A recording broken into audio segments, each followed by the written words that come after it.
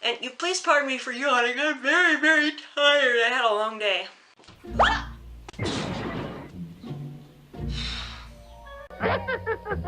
Very funny.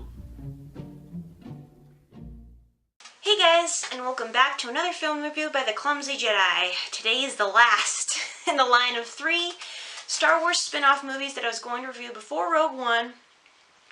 Tonight's is Ewok Adventure, The Battle for Endor. It originally aired in the year 1985, was directed by Jim and Ken Wheat, and starred Warwick Davis, Aubrey Miller, Wilford Brimley, Sean Phillips, Carol Stroiken, and Nikki Botello. The summary for this one is, after Sindel Tawani loses her family, she and Wicket have to team up to find the Ewoks who've been captured by this evil monster who wants some sort of power that he thinks will make him like, oh, blah, blah, blah, blah. He's like really ugly dude. They end up teaming up with a grandfatherly type hermit who's been stranded on Endor for years and years and years because he couldn't power up his ship, and his little furry companion called Teak. This one was definitely an improvement on the first one. It does have some of the same flaws, but it's very, very cute, and I enjoy it actually quite a bit, even though it's not the best quality. What I liked most about this was Teak. He was adorable. He reminded me of a guinea pig, but tall, and oh my gosh, he's just so darn cute and funny. I adore Teak. Plus the puppetry with the moving his mouth and nostrils too, that was pretty good. So I love Teak. He's so funny, and he's got a sweet little personality too. And Wilford Brimley really nailed it as the older grandfatherly type guy. He seems gruff at first, but then he softens over time. I really like his character. What I disliked most about it was the villains were very cheesy and doesn't quite set right seeing Earth animals on a Star Wars planet, namely the horses, even though there's a whole bunch of aliens around. And it's like, wait a minute, did the horses get imported there or what? And also the bad stop motion with the creatures, the big it was probably pretty good at the time since Phil Tippett oversaw it, but now it's obviously stop motion. It's kind of, ooh, yikes. And also this fact that, spoiler alert, Sindel's entire family dies within the first 5 minutes of the film. That's downright dark, especially for something aimed at children. That's too sad, and it had a sad ending too.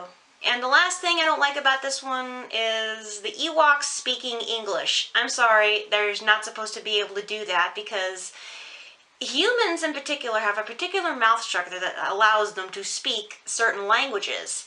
The Ewoks, no. They didn't learn it that quickly in episode 6, so why should we believe they learned it over, like, what was it, a month?